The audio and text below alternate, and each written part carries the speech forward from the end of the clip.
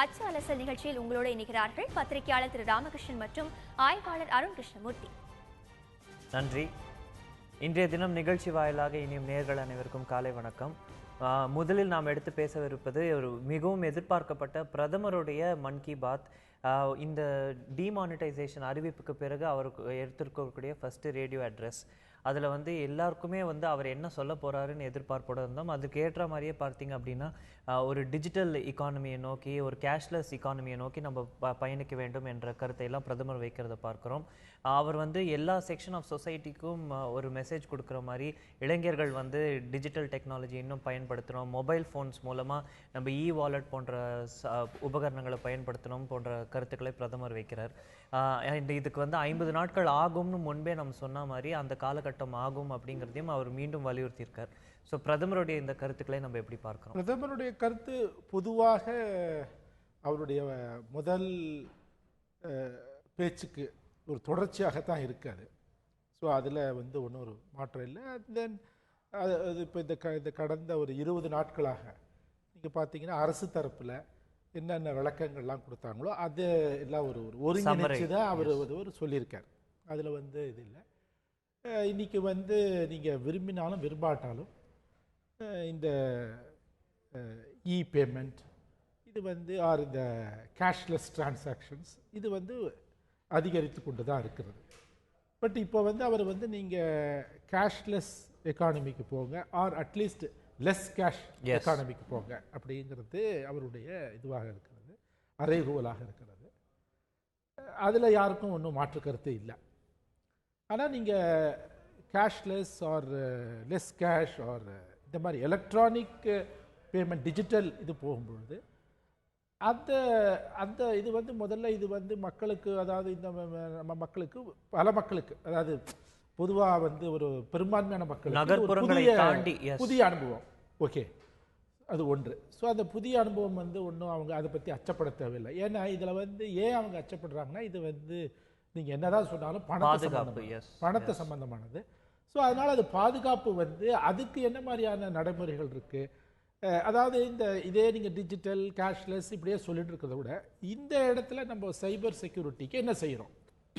ஏன்னா இப்போவே ஒரு சைபர் கிரைம் விங்கு எல்லா ஸ்டேட்ஸ்லையும் இருக்குது. அப்புறம் ஒவ்வொரு சில இடங்கள்லாம் நீங்கள் கூட பார்க்கலாம், சில அங்கே சில சம்பவங்கள் இருக்கலாம். உங்களுக்கு குடுவாஞ்சேரி கூட தாண்டி போகாதவர் அவருடைய கிரெடிட் கார்டில் லண்டனில் இது ஆனது, அதெல்லாம் எனக்கே கூட ஒரு சில பேர் எங்கிட்டே கூட கம்ப்ளைண்ட் பண்ணியிருக்காங்க. அது எப்படி செய்யலாம் போகலாம். அதனால அந்த சைபர் செக்யூரிட்டிக்கு என்ன செய்ய போகிறோம் அப்படிங்கிறத சொன்னாதான் மக்கள் ஒரு நம்பிக்கை வரும். எஸ், அவருடைய கோரிக்கை அரசாங்கத்துடைய முக்கிய விஷயமா இருக்கிறதே நம்ம என்ன பார்க்கணும் அப்படின்னா ஒரு கேஷ்லெஸ் எக்கானமி, டிஜிட்டல் டிரான்சாக்ஷன், இதில் நம்ம அனைவரும் பங்கெடுக்கணுங்கிறது ஒரு தொலைநோக்கு திட்டம் தான் இருக்குங்கிறத நம்ம இதில் தெரிஞ்சுக்கிறோம். அதில் இன்னும் உன்னிப்பாக கவனிக்க வேண்டிய சில விஷயங்கள் அவர் சொன்னது பார்த்தீங்க அப்படின்னா, இந்த ஜன்தான் அக்கௌண்ட்ஸில் கருப்பு பணத்தை பதுக்குவர்கள் மீது கடுமையான நடவடிக்கை எடுக்கப்படும், ஏழைகளுடன் விளையாடக்கூடாது போன்ற ஒரு ரொம்ப ஸ்ட்ராங் ஸ்டேட்மெண்ட்ஸ்லாம் வருது. இதை நம்ம எப்படி பார்க்குறோம்? இல்லை, அதாவது எனக்கு அதில் தான் எனக்கு என்னென்னா, நீங்கள் ஜன்தன் இப்போ சமீபத்தில் தான் தட் இஸ் கான்செப்ட் கொஞ்சம் நாளாகவே இருக்குது. யூபிஐ டயத்துலேயே வந்தது, அது பேர் மாற்றம் இந்த. பட் இப்போது நீங்கள் அப்போ இந்த நீங்கள் அந்த கருப்பு பணம் வரக்கூடும், அது வந்திருக்கிறது அப்படிங்கிற மாதிரி ஒரு யூகங்களை எழுப்பும் பொழுது அப்போ நீங்கள் என்ன மாதிரியான ரூல்ஸ் வச்சுருந்துருக்கீங்க அப்படிங்கிறத பற்றி தான் நம்மளுக்கு ஆராய தோணுது. ஸோ அப்போ உங்களுடைய ரூல்ஸ் இந்த கருப்பு பணம் வருவதற்கு ஒரு ஏதுவாக உள்ளதா உங்கள் விதிகள்? இது அதனால தான் நான் என்ன சொல்கிறேன், இந்த நீங்கள் முன்னேற்பாடுகள் நம்ம ஏன் அதுக்கு ரொம்ப அதிக கவனம் சொல்கிறோன்னா, நடந்ததுக்கு பிறகு நம்ம போஸ்ட்மார்ட்டம் பண்ணுறோம், ரைட், ஓகே. பட் அது எத்தனை நாள் இதே மாதிரி இதுக்கு பலதரப்பட்ட ப்ரிப்பேர்ட்னஸ் இருந்ததுங்கிறது தானே அரசு தரப்புல? இல்லை, ஜன்தன் நான் சொல்ல வரேன். ஜன்தன் இந்த கான்செப்ட் பேசிக், முதல்ல நோ ஃப்ரில்ஸ் அக்கௌண்ட் சொன்னாங்க, பேசிக் சேவிங்ஸ் அக்கௌண்ட் சொன்னாங்க, இப்போ ஜன்தன் சொல்கிறாங்க. ஸோ அட்லீஸ்ட் ஒரு 7-8 வருஷமாகவே இந்த கான்செப்ட் இருக்குது, ஏதோ ஒரு வெவ்வேறு பேரில். ஸோ அப்போ இதை பற்றி நீங்கள் ரிவ்யூ நீங்கள் செய்யவே இல்லையா? அந்த ரூல்ஸ் எப்படி இருந்திருக்கு? அப்போ இந்த மாதிரியான ஒரு இது வரும்பொழுது, ஒரு பெரிய ட்ரைவ் வரும்பொழுது, அப்போ அது எது மாதிரியான நீங்கள் அதுக்கு ஒரு ப்ரிகாஷன்ஸ் எடுத்துருக்கணும். ஸோ இதை பற்றிலாம் நம்ம யோசிக்க தோன்றுது. அதாவது நடந்து போனதுக்கு பிறகு வந்துட்டாங்க அப்படின்னு சொல்கிறது ரைட்டு. பட் இது ஒன்று புதிய நான் என்ன சொல்கிறேன், கான்செப்ட் இல்லை, ஜன்தன் அக்கௌண்ட். அதனால தான் எனக்கு வந்து இந்த நீங்கள் கேட்ட முதல் கேள்விக்கும் அதனால தான் இந்த நீங்கள் அதுக்கு அந்த ஒரு சில பாதுகாப்பு நடவடிக்கைகள் நீங்கள் அதில் அழுத்தம் கொடுக்காமல் அதுக்கு அதிக கவனம் கொடுக்கலேங்கிற மாதிரி ஒரு அரசாங்கம் ஒரு தோற்றம் கொடுக்குமே. ஆனால் மக்களுக்கு வந்து அவர் சொல்ற மாதிரியான ஒரு பலன் இதுல இருக்கக்கூடிய லார்ஜர் மெசேஜிங் அப்படின்னு பார்த்தோம் அப்படின்னா, ஏன்னா ஏழைகள் பாதுகாக்கும் விதத்துல இருக்கு, அதே சமயம் கருப்பு பணத்தை வைத்திருக்கக்கூடிய பெரும் இந்த பணக்காரர்களை வந்து தாக்கும் விதத்துல இருக்கு. இதுல ஏதானும் பாலிடிக்ஸ் இருக்கும்னு நம்ம பார்க்கலாமா? எனக்கு அதில் ஒன்று ஒரு பாலிடிக்ஸ் இருக்கிற மாதிரி தெரியல. அதாவது அந்த பிளாக் மணி, ஏன்னா எல்லாருமே வந்து எல்லா அரசியல் கட்சிகளுமே நீங்கள் பிளாக் மணியை ஒழிக்கணும்னு சொல்கிறாங்க, அப்புறம் ஏழைகள் நலன் பாதுகாக்கப்படணும். அதில் வந்து யாருக்கும் ஒன்றும் ஒரு பெரிய மாற்று கருத்து இல்லை. எனக்கு அதில் வந்து யாரும் எந்த அரசியல்வாதியும் வேற மாதிரியும் ஒன்று ஒரு கருத்து சொல்லுவாங்களாங்கிறதும் எனக்கு தெரியல. ஸோ எனக்கு அதில் வந்து ஒரு அரசியல் கண்ணோட்டம் எனக்கு தெரியல. எனக்கு நம்ம அரசியல் அப்படின்னு பேசிட்டு வரும்போது இதே விஷயத்துல பார்த்தோம் அப்படின்னா, இன்றைய தினம் வந்து பாரத் பந்த் தொடங்கி பல எதிர்க்கட்சிகள் வந்து அவரவர் முறையில் பல போராட்டங்கள் இன்னைக்கு அறிவிச்சிருக்காங்க. சிலர் வந்து இந்த பந்தில் பங்கெடுக்கிறாங்க, சிலர் வந்து வேறு விதங்களில் போராட்டங்கள் அறிவிச்சிருக்காங்க. இது வந்து ஆப்போசிஷன்லேயே ஒரு யூனிட்டி இல்லாமல் ஒரு டிவைடட் ஆப்போசிஷன் இருக்கிறத பார்க்குறோமா? இல்லைனா எல்லாருமே போராடுறாங்க ஆனால் அவரவர் வழியில் போராடுறாங்க, ஆப்போசிஷன் இது இந்த திட்டத்துக்கு ஸ்ட்ராங்காக இருக்குன்னு பார்க்குறோமா? இல்லை, ஆப்போசிஷன் இப்போ வந்து நீங்கள் சொன்ன மாதிரி அதாவது அந்த டிவைடட் ஆப்போசிஷன் நம்மளுக்கு தெரியறது. அதாவது சில டிவிஷன் இப்போ வந்து இப்போ ஜனதாதள் ஜேடியு என்ன சொல்லிட்டாங்க, நாங்கள் இதுக்கு வந்து ஆதரிக்கிறோம், நாங்கள் இந்த போராட்டமோ பந்தோ இதில் நாங்கள் பங்கேற்கலை. அதாவது அங்கே வந்து பீகாரில் அது வந்து ஒரு ஆளுங்கட்சி, அதாவது கூட்டணியில் இருக்கிற கட்சி. அதுக்கப்புறம் வந்து இதுவரையிலும் வந்து ஆர்ஜேடி காங்கிரஸ் அந்த மாதிரி ஒரு ஆப்போசிஷனோட, ஏன்னா போன வாரம் கூட நடந்த அந்த ஒரு போராட்டத்தில் கூட அவர் சரத் யாதவ் இருந்தார் நினைக்கிறேன். ஸோ அதனால் இப்போ வந்து அவங்க ஒரு வேறு நிலப்பாடு எடுக்கிறாங்கிறது அது ஒரு ஆச்சரியத்தை கொடுக்கல மட்டும் இல்லை. ஆப்போசிஷன் யூனிட்டி நீங்கள் சொல்கிறீங்க இல்லையா, அது இண்டெக்ஸ் ஆஃப் ஆப்போசிஷன் யூனிட்டி வந்து குறைவாக தான் இருக்குன்னு. அப்புறம் இங்கே நம்ம எடுத்துட்டோம் வந்தால் தமிழ்நாட்டை எடுத்துட்டோம்னா அவர் வைகோ சொல்கிறார் வந்து நான் வந்து இதை தொடர்ச்சியாக நான் ஆதரிக்கிறேன். அவர் வந்து நீங்கள் எல்லா விஷயத்துலையும் வந்து என்னுடைய இந்த கூட்டணியில் இருக்கிறவங்க அந்த இதில் இருக்கிறவங்க ஒரே புத்த கருத்தோடு இருக்கணும்னு அவசியம் இல்லை, எல்டிடியில் இருந்தாங்களா அப்படின்னு அவர் சொல்கிறார். ஸோ அதனால் இப்போ வந்து இது என்ன காமிக்குதுன்னா, இவங்க வந்து அதாவது இது ஒரு அரசியல் தளமாக பயன்படுத்தி கொண்டு அடுத்து அவங்களுக்கு என்னென்னா இப்போ 2019 எலெக்ஷன் வருது, அதுக்கு சில எப்படி செஞ்சு போகலாம் அப்படிங்கிறது தான் அவங்க யோசிக்கிறாங்கிற ஒரு தோட்டத்தை தான் நம்ம கொடுக்குது. இது இந்த போராட்டத்துக்கு பெரிய தாக்கம் இருக்கும் நம்ம எதிர்பார்க்கலாமா, இல்லைனா இது ஒரு டோக்கன் அப்படின்னு? அதாவது இப்போ கேரளாவில் தாக்கம் இருக்கலாம், ஏன்னா அந்த அங்கே வந்து இது இருக்குது, திரிபுராவில் இருக்கலாம். ஏன்னா வந்து காங்கிரஸ் வந்து இதை வந்து கடுமையாக பாரத் பந்துன்னு அவங்க வார்த்தையை பயன்படுத்துகிற மாதிரி தெரியல. ஸோ அவங்க ஒரு போராட்டம், ஒரு டெமான்ஸ்ட்ரேஷன், ஒரு டோக்கன் ப்ரொட்டஸ்ட். ஸோ அதனால் அவங்க ஆளுகின்ற மாநிலங்களில் ஒரு அந்த ப்ரொட்டஸ்ட் கொஞ்சம் மேசிவாக இருக்கலாம். மற்றபடி இதை வந்து யாரும் வந்து அங்கங்கே எனக்கு ஒரு பெரிய தாக்கத்தை வந்து மக்களாக வந்து சேர்ந்து இந்த போராட்டத்திலலாம் வந்து இந்த அரசியல் கட்சிகள் நடத்துகிற போராட்டத்தில் மக்களாக வந்து சேர்றதுங்கிறது இந்த இதில் நடக்குமான்னு தோணுது. இதே விஷயத்தில் நம்ம கடைசியாக பேச வேண்டியது பார்த்தீங்க அப்படின்னா, நீண்ட நாட்களாக எதிர்பார்க்கப்பட்ட இன்னொருத்தருடைய கருத்து, உர்ஜித் பட்டேல் ஆர்பிஐ கவர்னர். எங்கே போனார் ஆர்பிஐ கவர்னர் இந்த பிரச்சனை நடக்கும்போதுங்கிற எல்லாரும் ஊடகங்கள்லேருந்து எல்லாருமே சமூகத்தில் கேட்க ஆரம்பிக்கும் போது அவருடைய ஸ்டேட்மெண்ட்ஸ் வருது. அவர் சொல்கிறார், ஒரு 50,000க்கும் மேற்பட்டோர் வந்து இதில் உன்னிப்பாக கவனித்து இதில் வேலை செஞ்சுட்ருக்கோம், கூடிய விரைவில் நிலைமை சரியாயிடும். முன்பு ஏடிஎம்களில் இருந்த கூட்டம் இப்போ இல்லை, இந்த திட்டம் அறிவித்த பிறகு ஏடிஎம்களில் இருந்த கூட்டம் இப்போ இல்லை, நிலைமை வந்து படிப்படியாக சரியாயிட்டு தான் வருது அப்படின்னு அவர் சொல்கிறதையும் பார்க்குறோம். ஸோ ஆர்பிஐ கவர்னருடைய இந்த கருத்துக்களை ஆர்பிஐ கவர்னர் அதாவது அவர் முதல் தரையாக ஒரு ஜேர்னலிஸ்ட்டுக்கு அவர் ஒரு இன்டர்வியூ மாதிரி ஒன்று கொடுத்துருக்கார். நான் எப்படி நான் சந்தோஷப்பட்டிருப்பேன், அவர் ஒரு பெரிய ப்ரெஸ் கான்ஃபரன்ஸ் வச்சு சொல்லியிருந்தேன். ஓகே, அட் லாஸ்ட் அவர் வந்து அவருடைய கருத்தை ஓப்பனாக சொல்ல ஆரம்பிச்சிட்டார். ஸோ அது வந்து அவர் மீது செய்யப்பட்ட விமர்சனத்துக்கு இது அவர் ஒரு சரியான முறையில் அட்லீஸ்ட் அதுக்கு பதில் கொடுக்கணுங்கிறதுல அட்லீஸ்ட் ஒரு பிகினிங் பண்ணியிருக்காரு. பட் வந்து ஏடிஎம் அந்த க்ரௌடு இதை பற்றிலாம் அவர் சொல்கிறாரு. அட்லீஸ்ட் அவர் I think RBI headquartered in Bombay, அவர் பாம்பேவாவது சுற்றி பார்த்துருக்கலாம் இந்த மாதிரி கருத்து சொல்கிறதுக்கு முன்னால். ஸோ இந்த கடந்த 2 நாட்கள் எத்தனை ஏடிஎம் திறந்திருந்தது, எத்தனை ஏடிஎம்மில் பைசா கொடுத்தாங்க, அதனால் இது வந்து அவர் சொன்னதில் வந்து இந்த அவர் ஒன்றும் புதிய கருத்தாக ஒன்றும் சொல்லலை. ஆர்பிஐ கவர்னர் பேசிட்டார் அவ்வளோதானே தவிர அவர் ஏதாவது ஒரு புதுசாக ஏதாவது சொன்னாரா, ஒரு பெரிய இது வரைக்கும் யாருமே சொல்லாத ஒரு விஷயத்த சொல்லியிருக்காரான்னா அது மாதிரி ஒன்றும் தெரியல. வேறு எந்த மாதிரி நாங்கள் எடுத்துன்னு போவோம், எங்களுடைய அணுகுமுறை எப்படி இருக்கும், அதை பற்றியும் ஒரு இது இல்லை. கவர்மெண்ட் இது வரைக்கும் சொல்லின்னு வந்ததை அவர் ரீஇட்ரேட் பண்ணுறார். ஸோ அதுதானே தவிர இதில் வந்து அவர் சொல்கிறதுல எனக்கு ஒரு புதிய தகவல் மாதிரி எனக்கு தெரியல. பட் மக்களுடைய கஷ்டங்களை பற்றி அது வந்து குறைஞ்சி போயின்னு இருக்கு அது எதுன்னு சொல்கிறது வந்து அவர் இன்னும் கொஞ்சம் கிரவுண்ட் லெவல் ரியாலிட்டி என்னங்கிறத இன்னும் க்ளோஸாக அப்சர்வ் பண்ணிட்டு அப்புறம் சொல்லலாம்னு நினைக்கிறேன். பிரதமரிடம் இருந்து வரும் கருத்துக்களை பார்த்தா 50 நாட்கள் ஆகும் என்று நாம் முன்பே அறிவித்து விட்டோம். இந்த குறுகிய காலகட்டத்தில் இருக்கக்கூடிய இந்த சிரமத்தை நம்ம சமாளிக்கணும் பிரதமர் சொல்றார். ஆர்பிஐ கவர்னர் சிரமம் குறைஞ்சிட்டு வருது அப்படிங்கிற கருத்தை அவர் வைக்கிறத பார்க்கிறோம். இதுல இன்னொரு அரசியல் நோக்கத்தில் நம்ம வேறொருடைய கருத்துக்கு முக்கியத்துவம் கொடுத்து பார்த்தோம் என்னால் காங்கிரஸ் மூத்த தலைவர் முன்னாள் மத்திய அமைச்சர் திரு ப சிதம்பரம் சொல்லியிருக்கார், எங்க அரசாங்கம் இருந்த போது பிரதமர் இது போன்ற ஒரு முடிவை எடுத்து நான் மத்திய அமைச்சராக இருக்கும்போது என்ன கட்டாயப்படுத்தியிருந்தால் நான் ராஜினாமா செய்திருப்பேன் அப்படின்னு. இதை நம்ம எப்படி எடுத்துக்கிறோம்?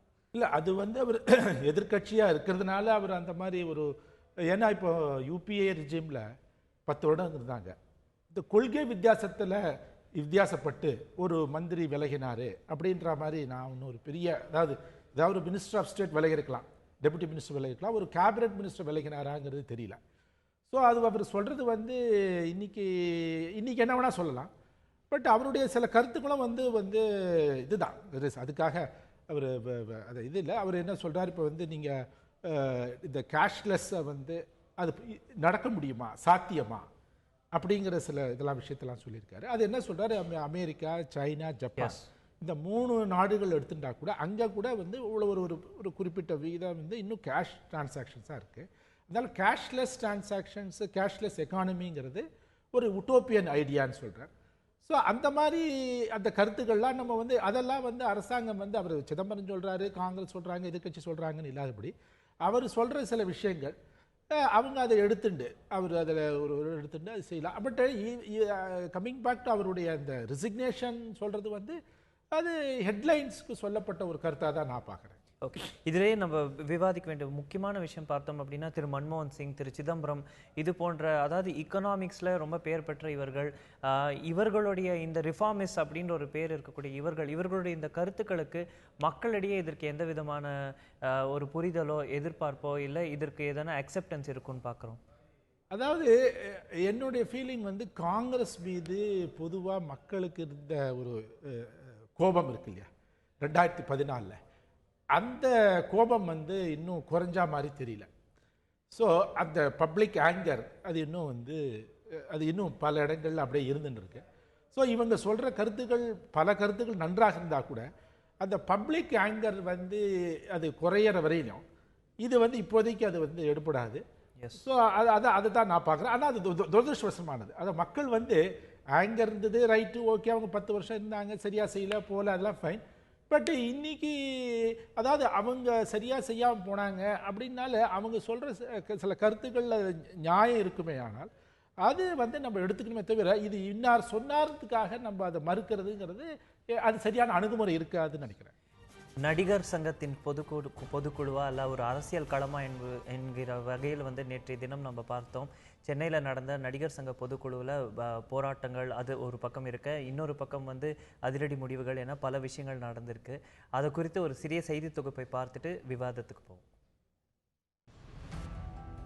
தென்னிந்திய நடிகர் சங்க பொதுக்குழு கூட்டம் சென்னை தியாகராய நகரில் உள்ள நடிகர் சங்க வளாகத்தில் நடைபெற்றது. கூட்டம் தொடங்கிய சிறிது நேரத்திலேயே முன்னாள் நிர்வாகிகளின் ஆதரவாளர்கள் கூட்டத்தில் தங்களையும் கலந்து கொள்ள அனுமதிக்க கோரி தகராறு செய்தனர். ஆனால் அவர்களுக்கு அனுமதி வழங்கப்படவில்லை. இதனால் இரு தரப்பினருக்கும் இடையே கடும் வாக்குவாதம் ஏற்பட்டு கைகலப்பானது.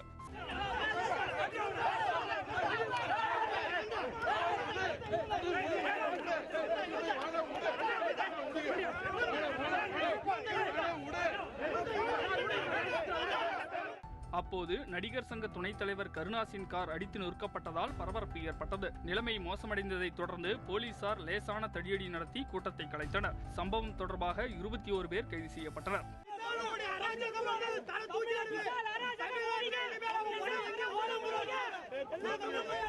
இதையடுத்து நடந்த பொதுக்குழு கூட்டத்தில் முன்னாள் நிர்வாகிகளான சரத்குமார், ராதாரவி ஆகிய இருவரும் நிரந்தரமாக நீக்கப்படுவதாக தீர்மானம் நிறைவேற்றப்பட்டது. நடிகர் சங்க பொதுச் செயலாளர் விஷால் இதனை உறுதிப்படுத்தினார். சரத்குமார் அவர்கள், திரு ராதாரவி அவர்கள் நிரந்தரமாக நடிகர் சங்கத்திலிருந்து நீக்கப்பட்டு இருக்கிறாங்க. இது பொதுக்குழுவோட ஒப்புதலோட இது நாங்கள் உங்க முன்னாடி அறிவிக்கிறோம். தொடர்ந்து பொதுக்குழு கூட்டத்தில் நிறைவேற்றப்பட்ட தீர்மானங்கள் குறித்து நடிகர் சங்க தலைவர் நாசர் விளக்கினார். கடந்த சங்கத்தின் கணக்கு வழக்கு விவரங்கள் பொதுக்குழுவில் முன்வைக்கப்பட்டு ஒப்புதல் வாங்கப்பட்டதாக தெரிவித்தார். கடந்த நிர்வாகத்தினுடைய கணக்கு வழக்குகளை மிக தீவிரமாக ஆராய்ந்து அதுக்கான ஒப்புதல் வாங்கியிருக்கோம். தங்கள் வசதிக்கேற்ப முன்னாள் நிர்வாகிகள் சங்க விதிகளை திருத்தம் செய்திருப்பதாக குற்றம் சாட்டிய நடிகர் சங்க பொருளாளர் கார்த்தி, இனியும் தவறுகளை பொறுத்துக் கொள்ள மாட்டோம் என்று ஆதங்கத்தை வெளிப்படுத்தினார். 5 ட்ரஸ்டீஸ் தான் இருப்பாங்க, நாங்கள் 2 பேர் நிரந்தரமா இருப்போம், எங்க 2 பேரும் வேறு யாரும் நீக்க முடியாதுன்னு அவங்களும் அமெண்ட்மெண்ட் பண்ணியிருக்காங்க. அமெண்ட்மெண்ட் காப்பி என்கிட்ட இருக்கு. ஸோ இதை பண்ணியிருக்கிறதுனால இந்த சொத்து ஒரு பெரிய கேள்விக்குறியாகுது. யார் போனாலும் அவங்க தான் பர்மனெண்டாக இருப்பாங்கிற விஷயம் இதை பொதுக்குழுவுக்கு எடுத்து சொன்னோம். பொதுக்குழு ஒரு தீவிரமான முடிவு எடுங்கன்னு சொல்லி அவங்க ஒப்புதல் கொடுத்துருக்காங்க. ஏன்னா இதுக்கு மேல தவறுகள் பார்த்துட்டே இருக்க முடியாது. இதனிடையே புதிய உறுப்பினர்கள் பொறுப்பேற்று ஓராண்டாகிய நிலையில் சங்க கட்டடம் கட்டப்படுவது எப்போது என்று செய்தியாளர்கள் எழுப்பிய கேள்விக்கு பதிலளித்த கருணாஸ், கடந்த ஓராண்டில் சங்க கடனை அடைத்திருப்பதாகவும் அதுவே பெரிய விஷயம்தான் என்றும் குறிப்பிட்டார். நீங்க பதவிக்கு 1 வருஷம் ஆயிடுது, என்ன ஏன் டிலே ஆகுது? அந்த மீதி ஃபண்டுக்கு வேற ஏதாவது பொதுக்குழுல சிறப்பு என்னாச்சு? 1 வருஷம்னா எவ்வளவு ஃபார்மாலிட்டி இருக்கு. இடத்த மூட்டுறதுக்கே எங்களுக்கு 7 மாசம் ஆயிடுச்சு. 2 கோடி அங்கே இன்னொரு எஸ்வி சினிமாவில் வாங்கின கடன் அடைச்சோம், வட்டிக்கு 2 கோடி ரூபா வாங்கினோம். 46 லட்சம் ட்ரஸ்ட்லேருந்து எடுத்தோம். 2 கோடி 48 லட்ச ரூபா கொடுத்து டீடு வாங்கி இடத்த மீட்டிருக்கிறோம். அதே பெரிய விஷயம் இல்லையா? அடுத்து எவ்வளவு ஃபார்மாலிட்டிஸ் இருக்கு?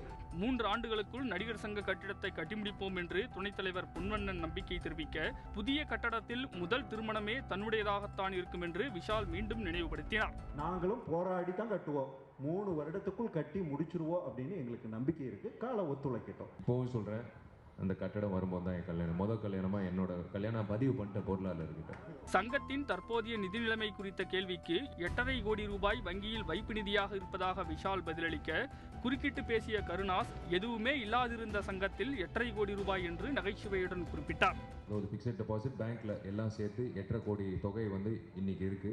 அதாவது கடன் இல்லாம எந்த எம்டிஆர் இருந்த சங்கத்துல 8.5 கோடி இருக்கு. இதனிடையே நடிகர் சங்கத்திலிருந்து தம்மை நிரந்தரமாக நீக்கி இருப்பது ஏற்றுக்கொள்ளத்தக்கதல்ல என்று சரத்குமார் அறிக்கை வெளியிட்டார். தற்காலிக நீக்கத்தை எதிர்த்து தாக்கல் செய்துள்ள வழக்கு நிலுவையில் உள்ளபோது நிரந்தர நீக்கம் செய்திருப்பது சட்டத்திற்கு உட்பட்டதல்ல என்றும் சரத்குமார் தெரிவித்துள்ளார்.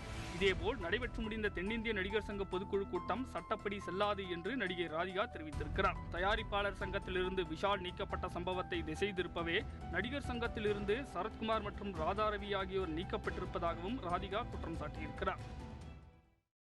கடந்த 1 ஆண்டு காலமாகவே நம்ம பார்த்துட்டு வரோம், நடிகர் சங்கத்துக்குள்ள பல தரப்பட்ட அரசியல் போராட்டங்கள் நடந்துட்டு வருது. அவங்கக்குள்ளே இருக்கக்கூடிய பாலிடிக்ஸ் அப்படின்னு பார்க்குறோம். நேற்றைய தினம் நடந்த இந்த விஷயத்தெல்லாம் நம்ம எப்படி எடுத்து பார்க்குறோம்? இல்லை, எனக்கு அதில் ஒரு பொதுவான ஒரு கருத்து, அதாவது அவங்களுக்குள்ள இதில் யார் ரைட் யார் தப்புங்கிறது அவங்களுடைய இன்டர்னல் நம்மளுக்கு முழு தகவலும் தெரியாது வெளியில் இருக்கிறவங்களுக்கு.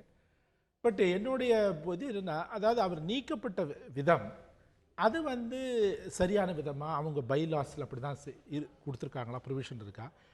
அப்படி அந்த மாதிரி பைலாஸில் அப்படி தான் ப்ரொவிஷன் இருந்தால் அதாவது இந்த மாதிரி ஒரு பொதுக்குழு, அதாவது முதல்ல குற்றச்சாட்டுகள் வைக்கப்படுகின்றன. அதுக்கப்புறம் இன்னொரு செட் ஆஃப் ஆஃபீஸ் பேரர்ஸ் வராங்க, அவங்க தேர்ந்தெடுக்கிறாங்க.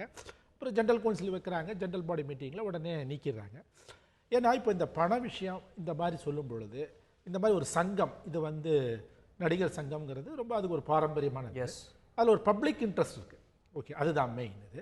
ஸோ அப்படிப்பட்ட இது அவங்களுடைய அணுகுமுறை எப்படிவா இருந்திருக்கணும்னா, இது ஒரு அட்லீஸ்ட் அவங்களுக்குள்ள ஒரு இன்டர்னல் என்கொயரி கமிட்டி வச்சு அவங்க ஒரு ஹியரிங் நடத்தி 2 தரப்புக்கும் இது கொடுத்து வாய்ப்புகளை கொடுத்து, அதுக்கு பிறகு இதுதான் எங்கள் ஃபைண்டிங்ஸு அப்படின்னு சொல்லி இதனால நாங்கள் இவரை நீக்காமல் போகிறோம் அப்படி சொல்லியிருந்தாங்கன்னா அது அதில் ஒரு நியாயம் இருக்கிற மாதிரி ஒரு இது இருக்கும்.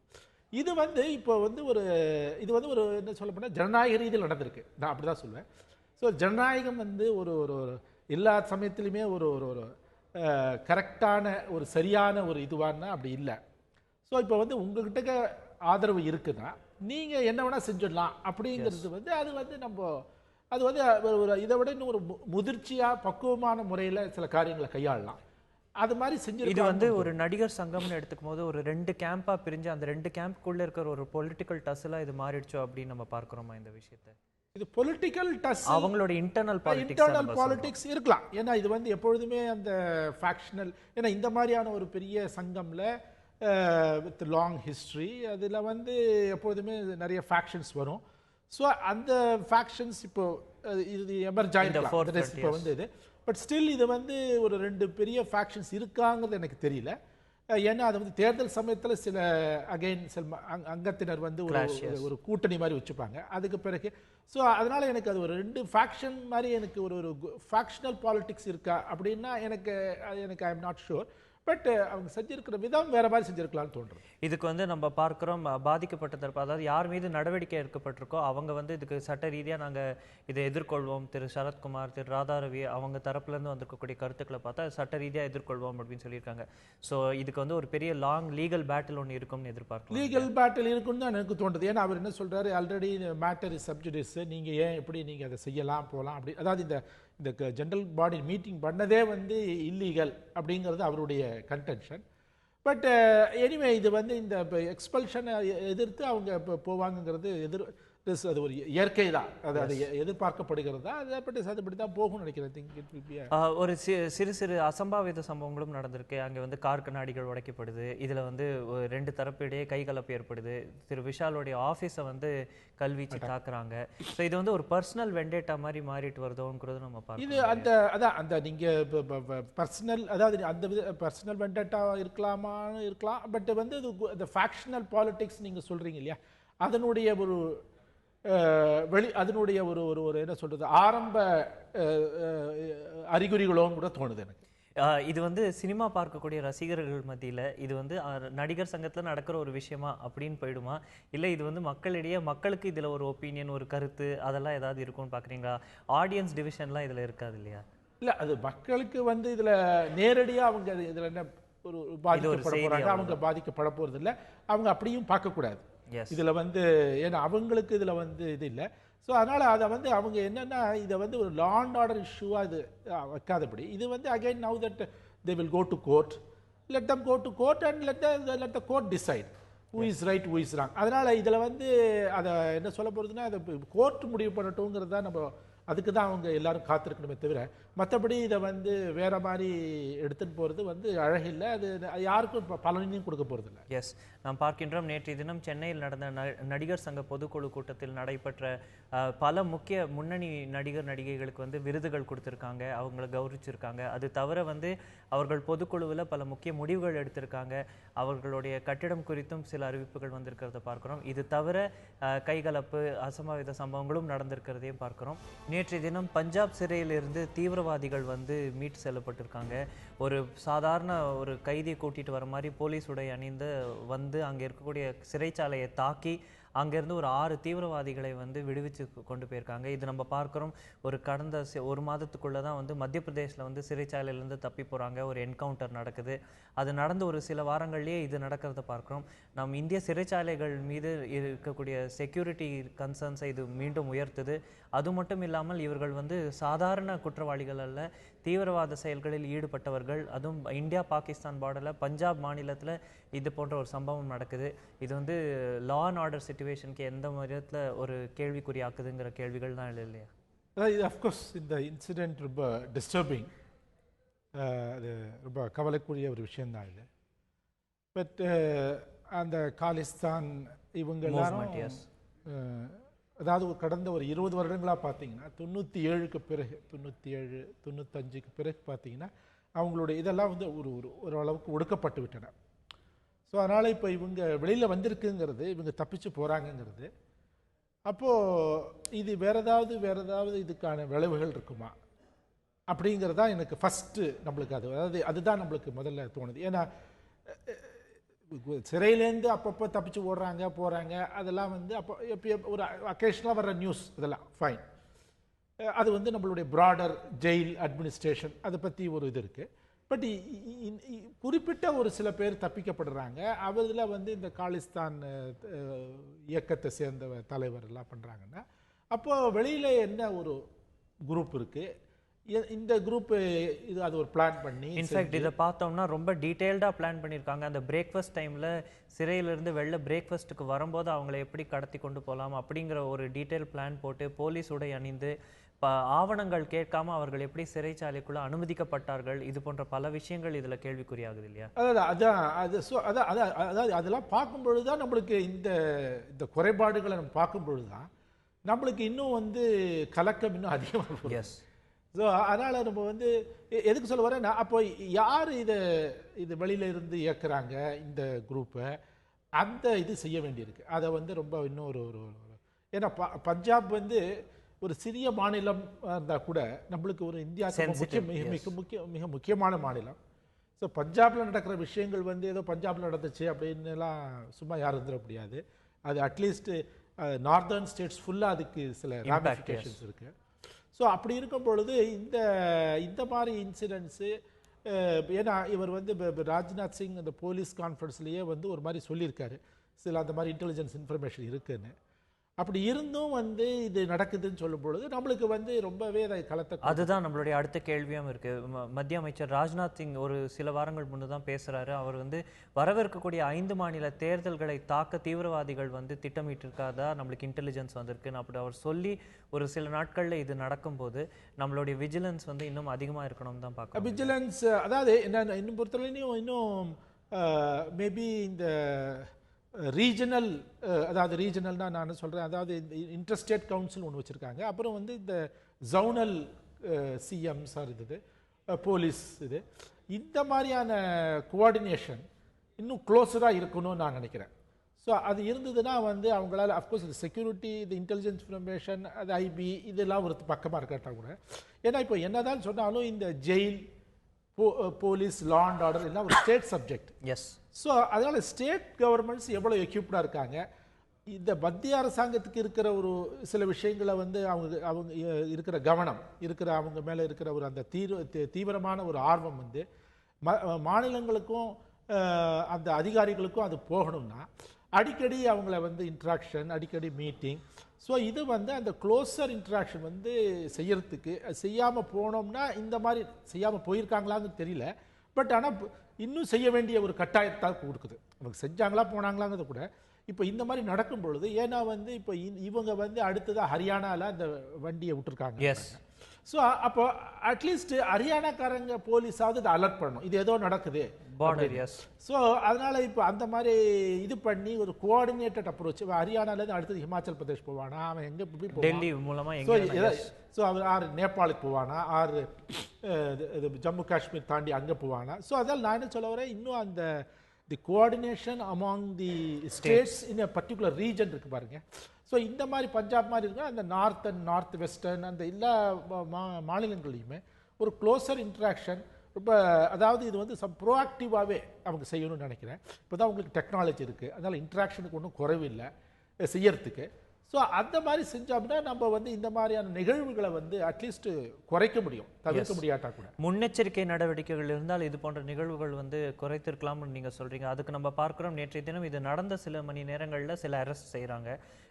சந்தேகத்தின் பேரில் ஒரு 20 அரெஸ்ட் செய்கிறாங்க. இதுக்கு ஹெல்ப் பண்ணியிருக்கக்கூடியவர்கள் என்ன சொல்லக்கூடிய, அதில் ஒருத்தர் பார்த்தீங்கன்னா ஒரு நெக்ஸஸே வச்சிருக்காரு, ஒரு நெட்வொர்க் வச்சுக்கிட்டு இது போன்ற சிறைச்சாலைகளில் இருந்து தீவிரவாதிகள் மட்டும் இல்லை கைதிகளை வந்து தப்பிக்க வைக்கும் ஒரு நெக்ஸஸ் அவருக்கு இருக்குங்கிறத நம்ம பார்க்கிறோம்.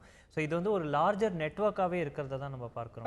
அதான் அந்த உங்களுக்கு வந்து இது வந்து இப்போ ஒரு ப்ரொஃபஷனல் சம் சார்ட் ஆஃப் ஒரு ப்ரொஃபஷனலிசமும் இதில் வந்திருக்குங்கிறத பார்க்கும் பொழுது நம்மளுக்கு இன்னும் ஒரு பொதுமக்களுக்கு இது ஒரு கலக்கத்தை தான் ஏற்படுத்தும். ஸோ அதனால் இது டீப்பாக நம்ம போக வேண்டிய விஷயம் என்னென்னா, நம்ம வந்து இந்த ஜெயில் ரிஃபார்ம்ஸ் அதை நம்ம வந்து அதை பற்றி வந்து ஆட்சியாளர்களும் வந்து அதிகாரிகளும் அதை பற்றின நிறைய பல அறிக்கைகள் இருக்குது, கோர்ட் நிறைய ஆர்டர்ஸ் கொடுத்துருக்காங்க. அதெல்லாம் செஞ்சோம்னா அகெயின் இங்கே வந்து the pressure of the police and jail officials on prisoners அது வந்து குறையும். இப்போ என்ன பொதுவாக என்ன சொல்லப்படுறது, இந்திய ஜெயில்களில் கன்ஜஷன், ஓவர் பாப்புலேஷன், ஸோ அதெல்லாம் இருக்குது. ஸோ அவனுக்கு வந்து அப்படி இருக்கும் பொழுது அவன் யார் மேலே கவனம் செலுத்தணுமோ அந்த கவனம் கூட அவன் செலுத்த முடியாமல் போகிறதுக்கான வாய்ப்புகள் இருக்குது. இதை நான் நியாயப்படுத்தலை, பட் அதுக்கான வாய்ப்புகள் இருக்குது. அவனுக்கு இன்னும் சொன்னோம்னா ஸோ அதை நீங்கள் வந்து இது சிஸ்டமேட்டிக்காக அதை குறைச்சி வந்து நீங்கள் அண்டர் ட்ரையல் பிரிசனர்ஸு வருஷக்கணக்கில் இருக்கலாம். நம்ம வந்து மரண தண்டனை அதுக்கப்புறம் மரண தண்டனையிலேருந்து ஆயுள் தண்டனை இது பண்ணவங்களுக்கெல்லாம் வந்து அவங்களெல்லாம் விடுதலை செய்யணும், ஒரு சில பேர் விடுதலை செய்யணும்னு பெரிய ஒரு இயக்கமே இங்கே நடந்துட்டு இருக்கு. நான் என்ன சொல்கிறேன், அண்டர் ட்ரையல் பிரிசனர்ஸ் இந்தியாவில் எவ்வளோ பேர் இருக்கான், அவன் 10 வருஷம்ட்டா 15 வருஷம் இருந்தாலும் அவனெல்லாம் ரிலீஸ் பண்ணுங்க. அது is going by the track record in prisons. அதாவது இந்த மாதிரி நீங்கள் நடவடிக்கைகள் செய்யவில்லை என்றால் இதுதான் உங்களுடைய சிஸ்டமிக் க்ரானிக் ப்ராப்ளம்ஸ். அதை செய்யாமல் அப்பப்போ ஒரு காஸ்மெட்டிக்காக நீங்கள் ஏதாவது செஞ்சுட்டே இருக்கலாம். நம்ம வந்து அது ஒன்றும் நம்மளுக்கு இந்தியர்களுக்கு ஒன்றும் அது ஒன்றும் இது இல்லை, வாடிக்கையானது தான். ரொம்ப அதில் ரொம்ப மிக எளிதில் செஞ்சுருவாங்க. பட் இந்த காஸ்மெட்டிக் ட்ரீட்மெண்ட் வந்து உங்களுடைய அடிப்படை பிரச்சனைகளை தீர்வு செய்யாது. அதனால் நீங்கள் இது வந்து இது அட்லீஸ்ட் இதில் என்ன ஒரு பிளெஸிங் இன் டிஸ்கேஸ் நான் சொல்லுவேன்னா, jail administration through out India எப்படி இருக்குது, இதை பற்றி நம்ம இன்னும் ஏன் அடுத்ததாக நம்ம இம்ப்ரூவ் பண்ணி, ஏன்னா இது ஒரு மாநில ஆஃப் ஜெயில்ஸ் அதுதான் என்ன பற்றி மிக முக்கியமான விஷயம் நினைக்கிறேன். இது ஒரு மாநில சப்ஜெக்டாக பார்க்கல, நம்ம பார்க்குறோம் மத்திய பிரதேசில் நடக்குது, பஞ்சாபில் நடக்குது, யூபியில் ஆங்காங்கே சிறு சிறு சம்பவங்களாக இது நடந்துட்டு வரதை தான் பார்க்குறோம். அரசு தரப்புலேருந்து இதுக்கு வந்திருக்கக்கூடிய டிஃபென்ஸ் அப்படின்னு பார்த்தோம் அப்படின்னா, நேற்றைய தினம் பஞ்சாபின் டெபுட்டி சீஃப் மினிஸ்டர் சொல்கிறார், இதில் பாகிஸ்தானுக்கு கூட பங்கு இருக்குமோ அப்படிங்கிற சந்தேகங்கள் எழுது அப்படின்னு அவர் சொல்கிறார். இது இன்னும் ஏர்லி டேஸ், இன்னும் இதுக்கு வந்து எவிடன்ஸ் நம்ம கலெக்ட் பண்ணல, யார் மீது குற்றச்சாட்டு வைக்கணும்னு தெரியல. ஸோ அவருடைய இந்த கருத்தை நம்ம எப்படி பார்க்குறோம், ஒரு அரசு தரப்புலேருந்து வந்திருக்கக்கூடிய டிஃபென்ஸாக எடுத்துக்கிறோமா, இல்லை இதுக்கு ஏதாவது சப்ஸ்டான்ஸ்? இது ஒரு வாடிக்கையான ஒரு குற்றச்சாட்டு, ஒரு விமர்சனமாக தான் நம்ம பார்க்க முடியும். ஆனால் வந்து பஞ்சாப் வந்து பார்டர் அருகே பாகிஸ்தான், அதாவது பஞ்சாபை தானே பிரித்தாங்க, மேற்கு பஞ்சாப் கிழக்கு பஞ்சாப். ஸோ அதனால் நம்ம வந்து கிழக்கு பஞ்சாப். ஸோ அதனால் அது பாகிஸ்தான் நம்ம பாகிஸ்தான் சந்தேகப்படுதல் வந்து இது இல்லை, அது இயற்கை தான். பட் நம்ம இந்த கருத்துக்கள் மட்டும் சொல்லாமல் வேற ஏதாவது காரணங்களாக அதையும் நம்ம ஆராயணுமே தவிர பாகிஸ்தான் செஞ்சிருக்கலாம் அப்படின்னு சொல்றது ஓகே. 100 ஆண்டுகளில் இல்லாத அளவுக்கு மழை பெய்து ஓராண்டிலே 100 ஆண்டுகளில் இல்லாத அளவுக்கு ஒரு வறட்சியை எதிர்கொண்டு இருக்கிறோமோ அப்படிங்கிற ஒரு அச்சத்தோடு தான் இன்றைக்கி நம்ம எல்லாருமே இருக்கோம். கரும்பு தொடங்கி நெல் வரை பல பயிர்கள் கருகிட்டு வருது, ஏரி குளம் குட்டைகளோட நீர்நிலைகள் குறைந்துட்டு வரதையும் பார்க்குறோம். வடகிழக்கு பருவமழை பொய்த்து விட்டதோ என்ற அச்சம் இருக்குது. இன்னும் டிசம்பர் மாதம் முழுசாக இருக்குங்கிறதையும் பார்க்குறோம். அப்போ மழை பெய்யுங்கிற எதிர்பார்ப்பு எல்லாருக்கிட்டையும் இருக்குது. ஆனாலுமே பார்த்தா இது வரைக்கும் பார்த்தோம்னா ஒரு 80% ரெயின் டெஃபிஷியன்சியில் தான் நம்ம இருக்கிறத பார்க்குறோம். ஸோ இதுக்கு நம்ம ப்ரிப்பேர்டாக இல்லைங்கிறது மீண்டும் வெளிச்சத்துக்கு வருது. ஏன்னா நம்ம வெள்ளத்துக்கு தயாராகிட்டு வந்த போது ஒரு வறட்சி இப்போ வந்திருக்கிறத தான் நம்ம பார்க்குறோம் இல்லையா? அதாவது இந்த வடகிழக்கு பருவமழைன்னு சொல்கிறது வந்து பொதுவாகவே அது வந்து ஒரு அன்பிரடிக்டபிள். அது ஒன்றும் தென்மேற்கு பருவமழை மாதிரி ரொம்ப ஒரு கணிச்செல்லாம் சொல்ல முடியாது. பட் அதுவே தென்மேற்கு பருவமழையே இப்போ கணிக்க முடியலன்னு சொல்கிறாங்க. அது ஒரு பக்கம். வடகிழக்கு பருவமழையினுடைய சில அம்சங்களை பார்த்தீங்கன்னா, அது வந்து கிட்டத்தட்ட ஒரு அக்டோபர் 20ஆம் தேதி +or- 7 days அப்படி தான் வரும். அக்டோபர் 15க்கு முன்னால் மான்சூன் ஆன்செட் ஆனது ரொம்ப வருடங்கள் தான். ரைட். ஸோ இதனுடைய ரெயின் ஸ்பெல்ஸ் பார்த்தீங்கன்னா இந்த ஒரு ஒரு 30 இது ஒரு கிட்டத்தட்ட ஒரு 60-65 நாள் இருக்கும். ஓகே, அது 60-70 நாள் கூட வச்சுக்கோங்க. இந்த 70 நாளில் வந்து ஒரு ஸ்பெல்ஸ் ஆஃப் ரெயின் தான் இருக்கும். அது லாஸ்டிங் ஒரு 3 days. And then in between வந்து ஒரு ப்ரொலாங்டு ட்ரை ஸ்பெல்ஸ். இதுதான் வந்து இது. அஃப்கோர்ஸ் சைக்ளோன்ஸ் வருது. இப்போ வந்து சமீப காலம்னு சொல்லும் பொழுது ஒரு கடந்த ஒரு 20 வருடங்களாக பார்த்தோம்னா சைக்ளோன்ஸ் வர்றது கொஞ்சம் ஓரளவுக்கு குறைஞ்சிருக்கு. முன்ன இருந்த ஒரு ஃப்ரீக்வன்சி இப்போ இல்லைங்கிறது சொல்கிறாங்க. பட் சைக்ளோன் வந்தால் மழை வந்துடும் அப்படிங்கிறது ஒன்றும் கட்டாயம் அல்ல. ஸோ சைக்ளோன் வராமலேயும் மழை வரும். அதுதான் போன வருஷம் நம்ம டிசம்பர் 1ஆம் தேதி பார்த்தது. இதுதான் வந்து வடகிழக்கு பருவமழையுடைய பொதுவான சில அம்சங்கள். அதனால் இது வந்து மழை பெய்யாத, அதாவது ஓரளவுக்கு மழை பெய்யும்னு சொன்னாங்க. இந்த மாதிரியான ஒரு பெய்யாமையே போகும் அப்படின்ற மாதிரி யாரும் சொல்லலை. இந்த அளவுக்கு குறைவாக தான் இருக்கும்னு சொன்னாங்க. பட் இவ்வளவு குறையும் யாரும் சொல்ல. 66-69% டெஃபிஷியன்ட், லார்ஜ் டெஃபிஷியன்ட். சென்னையில் 70% state. But state as a whole இது. பட் சென்னை ஓகே, அது குடிநீர் பிரச்சனை வருமா வராதா, அது என்ன கிருஷ்ணா நீர் இருக்கிற வரையும் நம்மளுக்கு ஒன்றும் பிரச்சனை இல்லை. அஃப்கோர்ஸ் வீராணம் தண்ணி நம்மளுக்கு வரப்போகிறது இல்லை. ஏன்னா வீராணத்துக்கே தண்ணி இல்லை. அட்லஸ் அதர்வைஸ் அந்த டிசம்பர் மாதம் ஜனவரியில் ஏதோ பெரிய மழை வந்து வீராண ஏரி நிரம்பிச்சுன்னா நம்மளுக்கு தண்ணி. இதில் இருக்கக்கூடிய பிரச்சனைகள் அப்படின்னு இப்போ நம்ம எதிர்கொண்டு பார்த்தோம் அப்படின்னா, நம்மளுக்கு முன்பு ஒரு பெரிய ஒரு நீண்ட 12 months இருக்குது 2017 அப்படி பார்க்கும்போது வந்து விவசாய பிரச்சனை, கரும்பு, நெல் போன்ற பயிர்கள் வந்து கருகிட்டு இருக்கு. ஆங்காங்கே வந்து மாவட்ட ஆட்சியாளர்கள் போய் எல்லா பயிர் கருகுகிற விஷயத்தெல்லாம் வந்து ஒரு அனாலிசிஸ் பண்ணிட்டு இருக்கும்போது விவசாயிகளுடைய மரணம்ங்கிறது தொடர்ந்து வந்துட்டு இருக்கு. சூசைட் தொடங்கி ஷாக்னால விவசாயிகள் இறப்பது. ஸோ இது வந்து எப்படி பார்க்குறோம் நம்ம? அதாவது விவசாயிகள் மரணம் வந்து ரொம்ப துரதிருஷ்டவசமானதான், அதில் வந்து யாருக்கும் இது இல்லை. பட் அவங்க இந்த வறட்சினால இறந்துருப்பாங்களா? அதாவது அவன் வந்து விவசாயி வந்து அவனுக்கு இயற்கை அவனுக்கு தெரியும், எப்படிப்பட்ட இயற்கை எப்படி இருக்கும்னு தெரியும். ஸோ விவசாயத்தையே நம்பி இருக்கிறவன், அதில் ஒரு நீண்ட அனுபவம் இருக்கிறவன், இந்த வருடம் பொய்த்து விட்டது என்று ஒரே காரணத்தினால அவன் தற்கொலை செஞ்சிருப்பாங்க. அதுல கூட அவர்கள் கடன் வாங்கி இருக்கலாம், அவர்களுக்கு ஒரு எகனாமிக் பர்டன் இருக்கு. அதான். ஸோ அதனால அது நான் என்ன சொல்ல வரேன், இந்த ஸோ அதனால நீங்க அவங்களுடைய ப்ராப்ளம்ஸ் வந்து நம்ம அது இன்னும் டீப்பா பார்க்கணும். எஸ். ஸோ டீப்பாக பார்த்து அதுக்கு என்ன நம்ம சிஸ்டமிக்காக நம்ம என்ன அதுக்கு செய்ய முடியும் அப்படிங்கிறது தான் முக்கியமே தவிர, ஏன்னா இந்த ஒரு வறட்சி வந்து விட்டதுனால, அதாவது அதை வந்து நான் என்ன சொல்ல வரேன், நம்ம அது மாதிரி அவங்களுக்கு சூசைடு டெண்டன்சிஸ் சில பேருக்கு இருக்கலாம். பட் அது கூட நீங்கள் வர தேவையில்லை. ஏன்னா இந்த வருஷம் வந்து இப்போ போன வருஷம் பெருசாக மழை பெஞ்சுது, இந்த வருஷம் ஓரளவுக்கு, இந்த வருஷம் மழையே பெய்யல. ஸோ இது வந்து ஒரு சைக்கிள் தான். அதனால் இது வந்து உங்களுக்கு ஒன்றும் நீங்கள் வந்து இதை பார்த்து நீங்கள் நிலகுலைஞ்சு போய் உங்களுக்கு தற்கொலை தான் உங்களுக்கு ஒரே வழி அப்படி நினைக்க வேண்டாம். அப்படிங்கிற கருத்து தான் நம்ம எம்பசைஸ் பண்ணுங்கிறது தான் என்னுடைய இது நம்பர் 1. பட் இது வந்து நீங்கள் இப்போ ஒரு நெக்ஸ்ட் ஒரு இப்போ ஜூன் வரைக்கும் இப்போ டெல்டா விவசாயிகள் தான் நம்ம முக்கியமாக நம்ம எடுத்துக்கணும். ஏன்னா அங்கே தான் நம்மளுக்கு நெற்களஞ்சியம் சொல்கிறோம். 2/3 ஆஃப் தமிழ்நாடுடைய rice production from delta region. So அதனால் டெல்டா விவசாயிகளுடைய நலனை வந்து பற்றி இது பண்ணுறது நம்மளுக்கு முக்கியம்.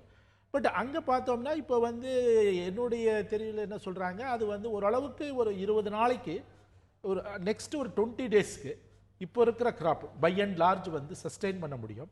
பட் இன்பிட்வீன் மழை வரணும், மழை வந்தே ஆகணும்னு தான் சொல்கிறாங்க. மழை வரவில்லை என்றால் இது. ஆனால் பல விவசாயிகள் வந்து போர்வெல் இருக்குது.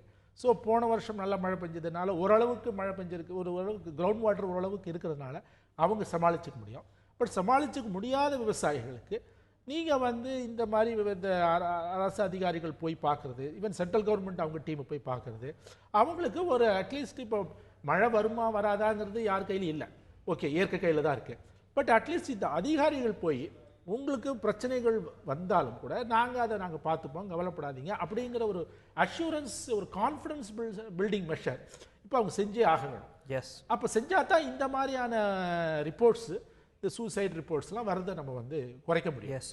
குமரி தொடங்கி இங்கே திருவள்ளூர் மாவட்டம் வரை தமிழகத்தில் பல பகுதிகளில் நம்ம பார்க்குறோம். கரும்பு தொடங்கி நெல் வரை பல பயிர்கள் வந்து கிராப் ஃபெயிலியர் ஆகிடுமோங்கிற ஒரு அச்சத்தில் இருக்கிற ஒரு விளிம்பில் இருக்கிறோம். குடி தண்ணீர் பிரச்சனையும் பிரதான பிரச்சனையாக மீண்டும் தலையெடுக்குமோங்கிற ஒரு அச்சமும் இருக்குது. சென்னை, கோயம்புத்தூர், திருச்சி போன்ற பெருநகரங்களில் குடி தண்ணீர் தட்டுப்பாடு ஏற்படுமோங்கிற ஒரு அச்சமும் இருக்குது. நீங்கள் சொன்ன மாதிரியே டிசம்பர் மாதம் இன்னும் இருக்குது, டிசம்பரில் மழை பெய்யுங்கிற எதிர்பார்ப்பும் இருக்குது.